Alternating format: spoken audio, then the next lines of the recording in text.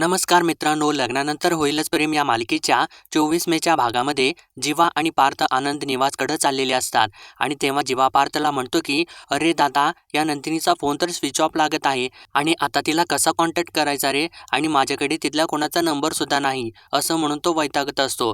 तर आता पार्थ त्याला म्हणतो की आनंद निवासचा लँडलाईन नंबर ना आहे माझ्या फोनमध्ये, हा घे आणि तिला फोन लाव, असं तो सांगतो. तर तेव्हा आता जीवा पार्थचा फोन घेतो आणि लगेचच आनंद निवासमधल्या लँडलाईनवरती फोन लावतो. तर तेव्हा चक्क नंदिनी फोन उचलते. तर तेव्हा जीवा इकडून हॅलो असं नंदिनीला म्हणतो. तर जीवाचा आवाज ऐकल्यानंतर नंदिनी फोनच ठेवून देते. तर इकडे जीवा आता अजून वैतागतो आणि ही नंदिनी अशी का करत आहे यार, मी तिला एक एक फोन करत आहे तर ती असं फोन उचलत नाही. तर तेव्हा आता पार्थ त्याला म्हणतो की अरे जीवा, त्या चिडल्या आहेत तुझ्यावरती आणि तू आता एकदा परत ट्राय कर आणि थोडंसं शांतपणाने बोल त्यांच्याबरोबर. तर तेव्हा जीवा म्हणतो की मी तिला भीती वाटेल ना असं काही सुद्धा सांगणार नाही आणि त्या फोटोबद्दल तर अजिबातच सांगणार नाही, असं तो म्हणू लागतो आणि तो परत लँडलाईनवरती फोन लावतो. तर तेव्हा इकडे नंदिनी रागारागामध्ये फोन उचलतच नाही आणि अखेर ती परत फोन उचलते आणि म्हणते की का त्रास देत आहे मला, का फोन करत आहे, सांगितलं आहे ना मी तुम्हाला की मी तुम्हाला त्रास देणार नाही आणि आता ना मेले तरी तुम्हाला मी फोन नाही करणार, असं ती रागारागातच सर्व काही बोलत असते. तर तेव्हा आता जीवा एकदम शांतपणाने तिला म्हणतो की प्लीज असं ना बोलू नकोस आणि प्लीज असं करू नकोस आणि मी तुझ्यावरती जे काही चिडलो होतो ना त्याच्यासाठी खरंच मनापासून सॉरी. पण आता ना मी तुला जे काही सांगत आहे ना ते प्लीज ऐक आणि तसं कर. मला सांग आता तू एक्झॅक्टली कुठं आहेस, असं तो विचारतो. तर तेव्हा नंदिनी त्याला म्हणते की तुम्ही लँडलाईनवरती फोन केलेला आहे ना, मग मी आनंद निवासमध्येच आहे. तर तेव्हा जीवा सॉरी सॉरी असं म्हणतो आणि म्हणतो की मला आता सांग तिथं आनंद निवासमध्ये आता कोण कोण आहे. तर तेव्हा नंदिनी सांगते की इथे कोणीच नाही, सगळेजण मागाशी नाटकाला गेलेले आहेत. तर आता जीवाला धक्काच बसतो आणि तो म्हणतो की तू काय सांगत आहेस, तू एकटीच आहेस का. तर तेव्हा नंदिनी हो, आता तुम्ही किती प्रश्न विचारणार आहात, असं म्हणून ती आता वैतागू लागते. तर तेव्हा जीवा म्हणतो बरं बरं ठीक आहे, सॉरी सॉरी, आणि आता ना मी तुला जे काही सांगत आहे ना ते नीट ऐक आणि तसंच कर, ओके, आणि तू आत्ताच्या आत्ता ना जाऊन दारं खिडक्या लावून घे. तर तेव्हा असं म्हटल्यानंतर आता नंदिनी खुर्चीवरून उठूनच उभी राहते आणि दारं खिडक्या लावून घेऊ का आणि कशासाठी, असं ती घाबरूनच विचारते. तर तेव्हा जीवा तिला म्हणतो की अगं नंदिनी, मी सांगत आहे ना तेवढं कर ना प्लीज. तर तेव्हा नंदिनी त्याला विचारू लागते की नाही, मला अगोदर सांगा नेमकं काय झालेलं आहे. तर तेव्हा जीवा तिला म्हणतो की हे बघ, मी तुला भेटून ना सगळं काही सांगतो, पण प्लीज तू आत्ताच्या आत्ता दारं खिडक्या लावून घे आणि मी तुला पिकअप करायलाच येत आहे आणि नंदिनी मी तुला रिक्वेस्ट करत आहे, प्लीज ऐक माझं प्लीज, असं तो म्हणत असतो. तर तेव्हा आता नंदिनी त्याला म्हणते की नाही नाही, तुम्ही मला रिक्वेस्ट वगैरे काही करू नका, मी दारं खिडक्या लावून घेते आणि बाय असं म्हणून ती फोन कटच करत असते. तर तेव्हा जीवा इकडून म्हणतो की नाही, तू फोन ठेवू नकोस, तू सगळ्यांना बंद करून ये आणि फोन सुरूच ठेव, असं म्हणून तो तिला सांगतो. तर तेव्हा नंदिनी बरं ठीक आहे असं म्हणून फोन बाजूला ठेवते आणि दारं खिडक्या बंद करायसाठी जाते. तर सुरुवातीला ती पहिली खिडकी बंद करते आणि त्यानंतर दुसरी खिडकी बंद करते. तर तेव्हा खिडक्या बंद केल्यानंतर आता ती परत फोन उचलते आणि तेव्हा जीवा म्हणतो की तू दारं खिडक्या सगळं काही व्यवस्थित बंद केलं आहेस ना. तर तेव्हा नंदिनी घाबरूनच विचारते हो जीवा, मी सगळं काही बंद केलेलं आहे आणि आता तरी मला सांगा नेमकं काय झालेलं आहे ते. तर तेव्हा जीवा तिला सांगू लागतो की हे बघ काय आहे ना, असं तो म्हणतच असतो. इतक्यात तिकडून दीपक आनंद निवासमधल्या सगळ्या काही लाईट बंद करून टाकतो. तर तेव्हा नंदिनी जीवाला म्हणते की अचानक लाईट कसे काय गेले माहिती नाही आणि ते हॅलो असं म्हणत असते. तर इकडून दीपक आता लँडलाईनचं कनेक्शन सुद्धा कट करून टाकतो. तर तेव्हा त्या दोघांचा संवादच बंद होतो आणि इकडे नंदिनी खूपच घाबरू लागते. तर तेव्हा पार्थ काय झालं असं इकडे जीवाला विचारतो. तर तेव्हा जीवा फोन अचानक मध्येच कट झाला रे दादा, असं पार्थला सांगतो आणि एकच मिनिट असं म्हणून तो परत ट्राय करू लागतो. तर तेव्हा फोन लागतच नाही आणि आता जीवा पार्थला म्हणतो की हा फोन तर लागत नाही आणि नंदिनी म्हणत होती की अचानक लाईट सुद्धा गेलेले आहेत, काही गडबड तर झाली नसेल ना रे दादा, असं म्हणून तो आता घाबरू लागतो. तर इकडे नंदिनी सुद्धा खूपच घाबरलेली असते आणि म्हणते की अचानक लाईट कशा काय गेल्या आणि माझा फोन कुठं आहे, असं म्हणून ती आता स्वतःचा मोबाईल शोधू लागते. तर तेव्हा इकडे पार्थ जीवाला म्हणतो की तू थोडासा शांत हो आणि तू मोबाईलवरती ट्राय कर. तर तेव्हा जीवा आता इकडे फोनवरती ट्राय करत असतो. तर इकडे नंदिनीने सुद्धा तिचा मोबाईल हातामध्ये घेतलेला असतो आणि ती म्हणत असते की मी जीवाला फोन करून कळवते की इकडे लाईट गेलेल्या आहेत, असं म्हणून ती फोन लावायचा प्रयत्न करत असते. तर इकडून जीवा सुद्धा तिला फोन लावायचा लावत असल्यामुळं दोघांना सुद्धा एकमेकांचा फोन एंगेज दाखवू लागतो. तर जीवा इकडून म्हणतो की एंगेज लागत आहे, मी परत ट्राय करतो. तर इकडून नंदिनी सुद्धा म्हणते की जीवाचा फोन लागत नाही आणि मी काय करू, हे सगळं इथं काय चाललेलं आहे असं ती म्हणतच असते. इतक्यात तिच्या फोनची बॅटरी लो झालेला सिग्नल मोबाईलवरती येतो आणि ती म्हणते की अरे देवा, बॅटरी तर लो झालेली आहे आणि मी फोन चार्जिंगला लावायचं कसं काय विसरले असं ती म्हणत असते. तर आता इकडून जीवा फोन लावत असताना नंदिनीचा मोबाईल त्याला बंद येऊ लागतो आणि तेव्हा जीवा पार्थला म्हणतो की मला ना आता खूप विचित्र वाटत आहे. म्हणजे फोन अचानकपणे बंद पडणं, मोबाईल स्विच ऑफ येणं आणि काही झालं तर नसेल ना रे तिकडं, असं म्हणून तो आता खूपच काळजीत पडतो. तर इकडे नंदिनी आता म्हणू लागते की हे सगळं काय चाललेलं आहे. आधी तर जीवा माझ्यावरती चिडलेले होते आणि अचानक इकडे आनंद निवासला यायला निघालेले आहेत आणि इथं असं अचानकपणे लाईटसुद्धा गेलेले आहेत आणि दारं खिडक्या सगळं काही बंद करून घ्यायला सांगितलेलं आहे. काय चाललेलं आहे आणि काही झालं तर नसेल ना, असं म्हणून ती घाबरू लागते. तर इकडे पार्थ जीवाला म्हणतो की हे बघ, तू पॅनिक होऊ नकोस जीवा, आणि तू सांगितल्याप्रमाणे ना त्यांनी सगळं काही खिडक्या दारं वगैरे बंद केलेल्या आहेत ना. तर तेव्हा आता जीवा म्हणतो की हो, तिने सगळं काही बंद केलेलं आहे, पण तो दीपक त्या आधीच आत शिरलेला असेल तर काय करणार, अशी तो शंका आता उपस्थित करतो. तर आता इकडे नंदिनी अजूनच घाबरू लागते, कारण बाहेर जोराच्या विजा कडाडू लागतात आणि तेव्हा नंदिनी एका खिडकीच्या बाहेर बघते तर तिथे चक्क दीपक उभा असलेला तिला आता दिसतो आणि त्याला बघितल्यानंतर आता नंदिनी खूपच म्हणजे खूपच घाबरते. तर इकडे जेव्हा पार्थला म्हणतो की दोन्ही फोन बंद येत आहेत यार आणि नंदिनी तिकडे एकटीच आहे. तर पार्थ म्हणतो आणि तिथला कोणाचा कॉन्टॅक्ट नंबर पण नाही कॉन्टॅक्ट करायला, असं तो बोलू लागतो. तर आता जीवा स्वतःलाच दोष देऊ लागतो आणि म्हणतो की सगळी काही माझी चूक आहे, मीच माती खाल्ली आणि खरं तर ना नंदिनीनं तो फोटो पाठवल्यानंतर मी लगेचच बघायला हवा होता. तर तेव्हा पार्थ त्याला विचारतो की अरे मग तू का नाही बघितलास. तर तेव्हा जीवाला तो क्षण आठवू लागतो आणि तेव्हा तो फोटो बघत असताना त्याला काव्याचा फोन आलेला असतो आणि तिच्या वैतागानेच त्याने फोन ठेवून दिलेला असतो. तर तेव्हा पार्थ त्याला परत एकदा विचारतो, अरे मी काय विचारत आहे, तू का नाही बघितलास फोटो लगेच. तर तेव्हा आता जीवा त्याला फक्त एवढंच सांगतो की मला ना फोन आलेला होता. तर इतक्यातच पार्थचा मोबाईल वाजू लागतो आणि आता त्याच्या मोबाईलवरती काव्याचा फोन आलेला असतो. तर तेव्हा पार्थ फोन उचलतो आणि स्पीकरवरती टाकतो. तर इकडून काव्या बोलू लागते आणि पार्थला म्हणते की पार्थ, मगाशी इतक्या घाईमध्ये कुठे गेलेला आहे तुम्ही आणि जीवा. तर तेव्हा पार्थ काही नाही, इथंच आलेलो आहे, इथंच आहे, असं तो थोडंसं अडखळत तिच्याबरोबर बोलत असतो. तर तेव्हा काव्याच्या लक्षात येतं आणि काव्या म्हणते की तुम्ही खोटं बोलू नका आणि खरं सांगा तुम्ही कुठं गेलेला आहे आणि काहीतरी नक्कीच झालेलं आहे, त्याच्याशिवाय ना तुम्ही असं अचानकपणे कुठेसुद्धा नाही जाणार. सांगा ना मला काय झालेलं आहे, असं ती परत विचारते. तर तेव्हा आता पार्थ तिला सांगतो की आम्ही ना आनंद निवासमध्ये आलेलो आहे नंदिनीला पिकअप करायला. तर तेव्हा काव्या त्याला म्हणते की एक मिनिट, पण नंदिनी ताईला तुम्ही दोघं सुद्धा पिकअप करायला कशासाठी गेलेला आहात. पण नंदिनी ताई तर तिची येते ना एकटी, मग असं अचानक तुम्ही दोघे सुद्धा का गेलेला आहे तिला आणायला, असं ती घाबरूनच विचारू लागते. आणि सगळं काही ठीक आहे ना, आणि पार्थ नंदिनी ताई ठीक आहे ना, असं ती विचारत असते. तर तेव्हा आता इकडे पार्थ थोडासा शांतच होतो. तर काव्या परत त्याला विचारते, अहो पार्थ बोला ना काहीतरी, नंदिनी ताई ठीक आहे ना. तर तेव्हा इकडून जीवा आता बोलतो आणि म्हणतो की नंदिनीला काही सुद्धा झालेलं नाही आणि नंतर ना दादा तुला सगळं काही सांगेल, फोन करून सांगेल, असं तो म्हणतो आणि फोनच कट करून टाकतो. तर तेव्हा पार्थ जीवाला म्हणतो की अरे जीवा, तू फोन कट कशासाठी केलास. तर तेव्हा जीवा त्याला सांगतो की अरे दादा, मला ना तिच्या प्रश्नांनी ना टेन्शन येत होतं, म्हणून मी फोन कट केला. तर तेव्हा आता इकडे काव्या विचारात पडते आणि म्हणते की जीवाने तर फोन कट केला आणि पार्थ आणि जीवा दोघेसुद्धा टेन्शनमध्ये वाटले मला आणि दोघेसुद्धा ना माझ्यापासून काहीतरी लपवत नक्कीच आहेत आणि नंदिनी ताई ठीक असेल ना, असं म्हणून ती आता घाबरते. तर मित्रांनो, आता इकडे दीपक आतमध्ये येतो आणि तो नंदिनीला पकडतो. तर नंदिनी त्याच्यापासून आपली सुटका करून घेत असते आणि त्याला म्हणते की सोड मला. तर तेव्हा दीपक तिला म्हणतो की नंदिनी, मी तुझा जीव घ्यायला आलेलो आहे आणि मी इतकं मनापासून प्रेम केलं ना तुझ्यावरती, पण तू काय केलंस, माझं प्रेम धुडकावून लग्न केलंस त्या जीवासोबत.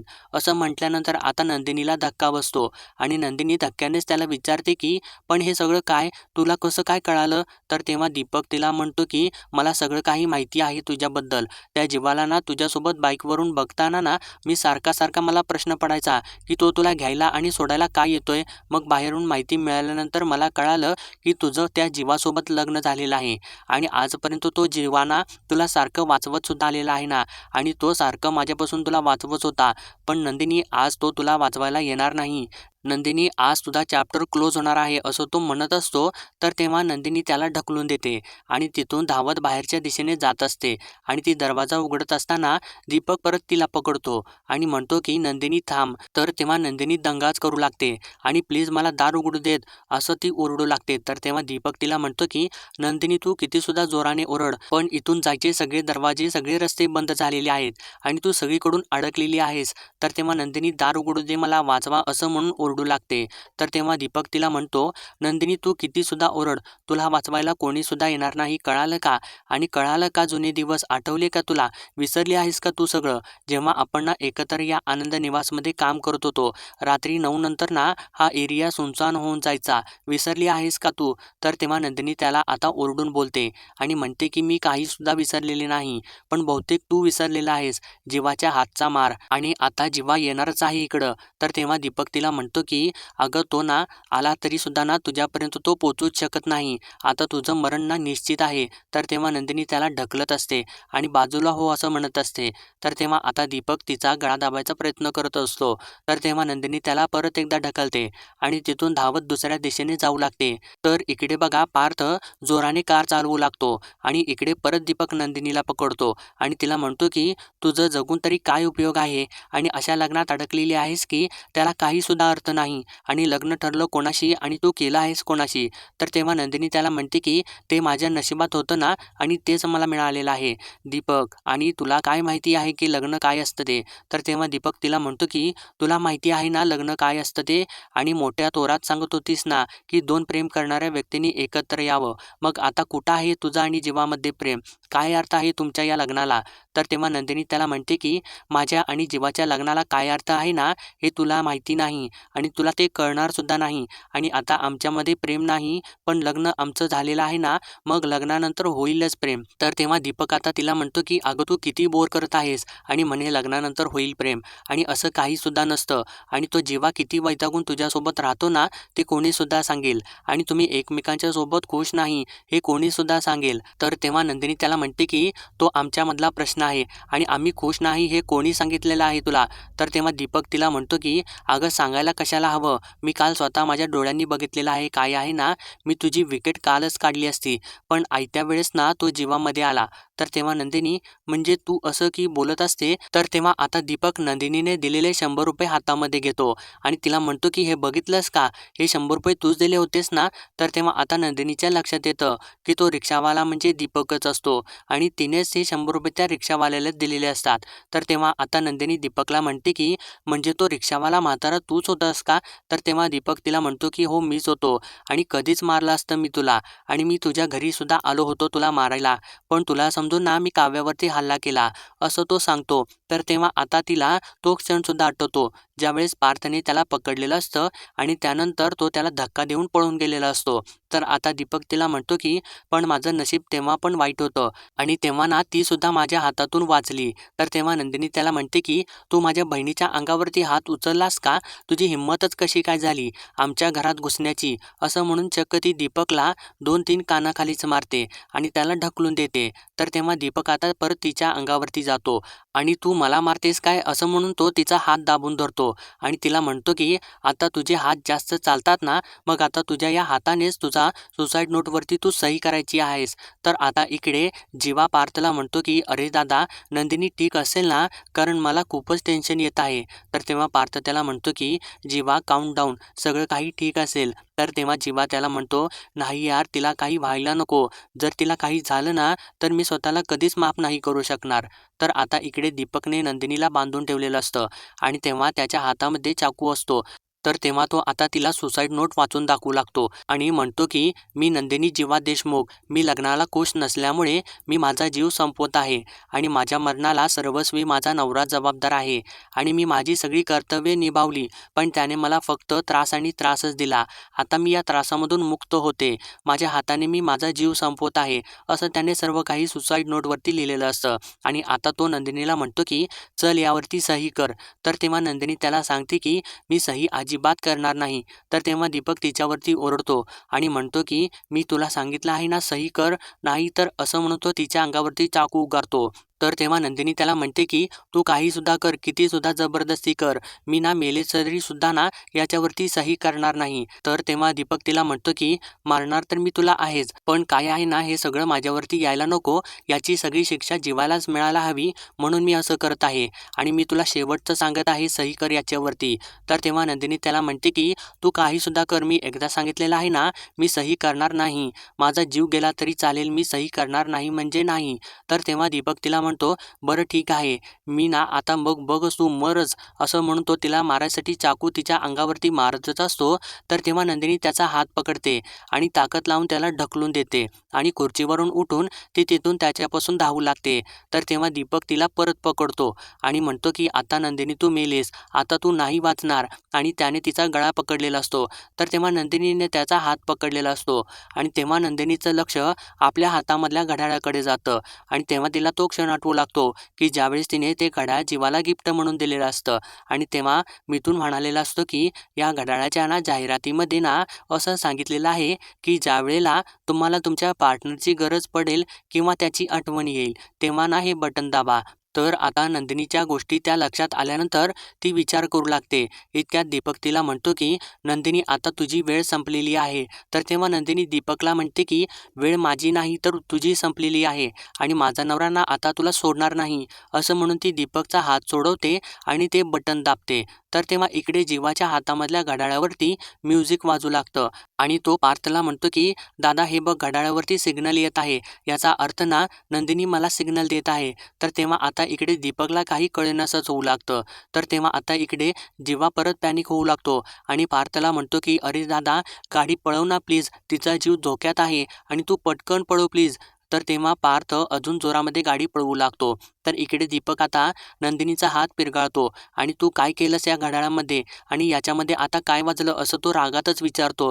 तर तेव्हा नंदिनी त्याला सांगते की हे असंच घड्याळ आहे ना माझ्या जीवाकडे सुद्धा आहे आणि आता जो मी सिग्नल दिला ना त्यावरून जीवाला कळालेलं असणार आहे की माझा जीव धोक्यात आहे आणि आता कुठल्या सुद्धा क्षणात ते इथं येतील आणि अजून सुद्धा संधी आहे, तू इथून पळ काढ दीपक, आणि एकदा का जीवाच्या तावडीत सापडलास ना तर ते तुला सोडणार नाहीत. आणि विसरला आहेस का की मागच्या वेळी त्यांनी तुला कसं फोडून काढलं होतं ते, आणि तू मला जेवढा त्रास देशील ना त्याच्यापेक्षा जास्त त्रास तुला जीवात देतील, कळालं का, असं ती म्हणत असताना आता दीपक खूपच जोराने ओरडतो आणि म्हणतो की जीवा जीवा जीवा, खूप विश्वास आहे ना तुला त्या जीवावरती आणि तुला येईल ना तुझा जीवा वाचवायला, आणि मग मी पण बघतोच तुला जीवा कसं काय वाचवतो ते.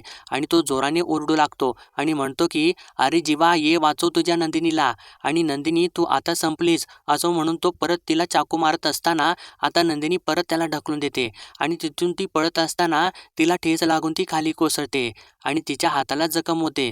तर मित्रांनो आता इकडे बाहेर पार्थ आणि जीवा पोहोचतात.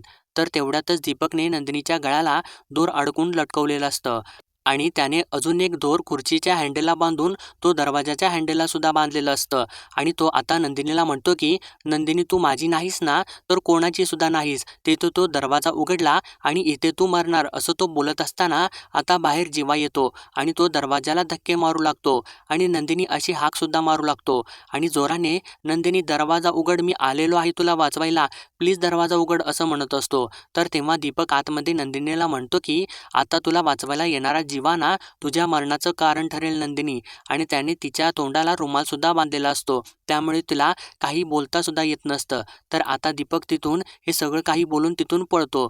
तर इकडे बाहेर पार्थ सुद्धा आता दरवाजाजवळ येतो आणि नंदिनी अशी जोराने हाक मारू लागतो आणि दोघे सुद्धा दरवाजा उघडायचा प्रयत्न करत असतात. तर तेव्हा पार्थ आता जीवाला म्हणतो की पण नंदिनी आतमध्ये असतील का नक्की. तर तेव्हा आता जीवा आपल्या हातामधल्या घड्याळावरचं बटन दाबतो आणि तेव्हा इकडे आतमध्ये नंदिनीच्या हातावरचं घड्याळ वाजू लागतं. तर तेव्हा जीवा म्हणतो की बीपचा आवाज तर ना आतमधूनच येत आहे, म्हणजे नक्कीच नंदिनी आतमध्ये आहे. आणि तो आता पार्थला म्हणतो की बरं दादा एक काम कर ना, तू बॅक साईडला जाऊन बघ ना एखादी खिडकी वगैरे उघडी आहे का आतमध्ये जायला, असं तो म्हणत असतो. तर तेव्हा पार्थ लगेचच धावत बॅक साईडला जातो. तर तेव्हा आता जीवा परत दरवाजा उघडायचा प्रयत्न करू लागतो आणि जोराने धक्के मारू लागतो. तर इकडे जेव्हा जीवा दरवाजाला धक्के मारत असतो तर इकडे नंदिनीला गळ्याला आवळ बसू लागते आणि तिला त्रास होऊ लागतो. तर इकडून परत जीवा जोराने ओरडतो, नंदिनी तू घाबरू नकोस, मी आलेलो आहे. आणि नंदिनी तुझा आवाज काय येत नाही असं म्हणून तो परत दरवाजाला धक्के मारू लागतो आणि ज्या वेळेस जोराने धक्का मारतो तर चक्क दरवाजा उघडतो आणि नंदिनीच्या पायाखालची खुर्ची त्या दरवाजा उघडल्यामुळे सरकते आणि तिला जोराचा आवळ बसतो. तर तेव्हा जीवा धावत जातो आणि नंदिनीला पकडतो आणि तिला गळ्याला आवळ बसण्यापासून थोडंसं थांबवतो आणि जोराने ओरडू लागतो, नंदिनी तुला काही सुद्धा होणार नाही, मी आता आलेलो आहे. आणि तो दादा असं म्हणून सुद्धा ओरडू लागतो, लवकर ये दादा. तर आता पार्थ सुद्धा धावत आतमध्ये येतो आणि तो नंदिनीला लटकलेलं बघून तो सुद्धा घाबरतो आणि तेव्हा जीवा त्याला म्हणतो, अरे दादा तो दोर सोड. तर तेव्हा पार्थ जाऊन लगेचच दोर सोडतो. तर इकडे जीवाने तिला पकडलेलंच असतं. तर तेव्हा आता नंदिनी बेशुद्ध पडलेली असते आणि ते दोघे मिळून नंदिनीला खाली उतरवतात. तर तेव्हा जीवा आता नंदिनीला म्हणू लागतो की नंदिनी डोळे उघड, तुला काही सुद्धा होणार नाही. तर तेव्हा ती बेशुद्ध पडलेली असते. तर तेव्हा पार्थ जीवाला म्हणतो, त्या बेशुद्ध पडलेल्या आहेत, आपण त्यांना ना घरी घेऊन जाऊयात, चल लवकर उचल त्यांना. असं म्हणून तो तिला उचलायला सांगतो. तर तेव्हा जीवा नंदिनीला उचलून घेतो आणि तेव्हा तो गाडीमध्ये तिला घेऊन चाललेला असतो.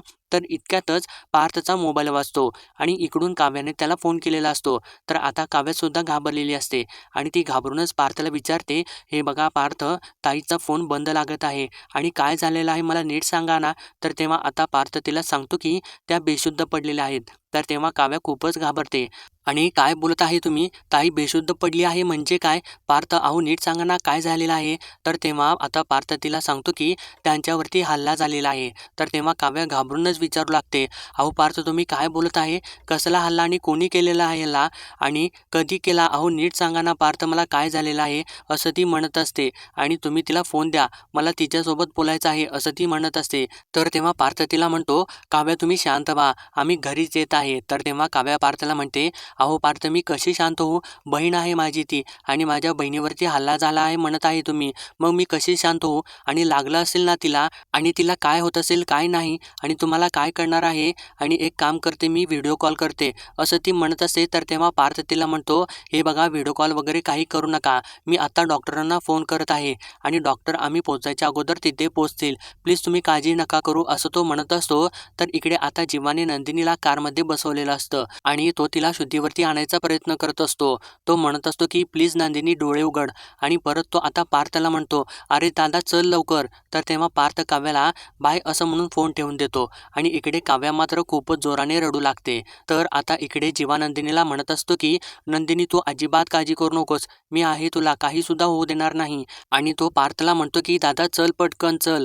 तर आता इकडे काव्या खूपच जोराने रडू लागते आणि तेव्हा तिला आता जेव्हा नंदिनी रात्री तिच्याकडे आलेली असते आणि तिने काव्या अशी हाक मारलेली असते आणि तिच्याबरोबर बोलायचा प्रयत्न करत असते. तर तेव्हा काव्याने तिच्या तोंडावरती दार बंद केलेलं असतं. तो क्षण आता तिला आठवतो आणि त्यानंतर तिने दुसऱ्या दिवशी तिला म्हटलेलं असतं की ताई तू इथून निघून जा आणि तू इथून निघून गेलीस ना की मग सगळे प्रॉब्लेम सॉल्व्ह होतील. तर तेव्हा नंदिनी तिला म्हणालेली असते की माझ्या निघून जाण्याने ना तुला बरं वाटेल ना, मग ठीक आहे मी आता इथून निघूनच जाते. असं म्हणून ती तिथून निघून गेलेली असते. त्या गोष्टीचं आता काव्याला खूपच वाईट वाटू लागतं आणि ती आता म्हणते की किती वाईट वागले ना मी ताई तुझ्यासोबत आणि किती तोडून वागले, किती तोडून बोलले मी तुझ्यासोबत आणि खूपच वाईट बहीण आहेस तू काव्या, असं ती स्वतःला म्हणू लागते. आणि ती किती करते माझ्यासाठी, एवढी चांगली वागते माझ्याबरोबर, पण मी आणि काव्या काय केलंस तू असं म्हणून ती जोराने रडू लागते. तर मित्रांनो आजचा भाग इथेच संपतो आणि पुढील भागामध्ये आपण पाहणार आहोत की काव्या मानिनीसोबत बोलत असते आणि ती खूपच पॅनिक झालेली असते. तिला म्हणते की नंदिनी ताई ना आता घरी आली ना की मी आता तिच्यासमोर उभी राहून अगदी कान पकडून माफी मागेन मी आणि नंदिनी ताई मला माफ करेल ना, असं ती रडतच तिच्यासोबत बोलत असते.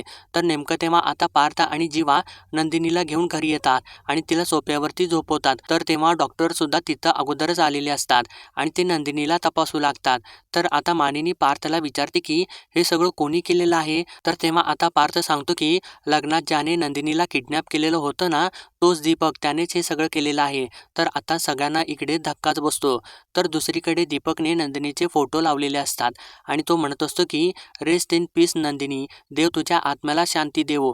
तर इकडे काव्या नंदिनीजवळ बसून असते आणि तिच्या डोक्यावरून हात फिरवत ती तिला म्हणत असते की ताई अगं उठ ना, डोळे उघड. आणि जीवासुद्धा इथेच उभा असतो.